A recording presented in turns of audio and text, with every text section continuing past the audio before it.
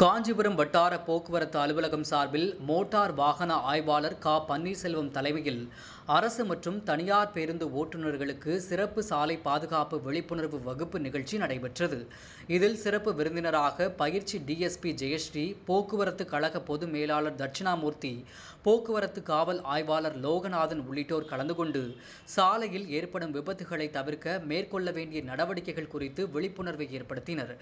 இதன் மூலம் வாகன விபத்துகள் குறைந்து விபத்தில் மாநிலமாக தமிழகத்தை முன்னிறுத்துவோம் எனவும் உறுதிமொழி ஏற்றுக்கொள்ளப்பட்டது.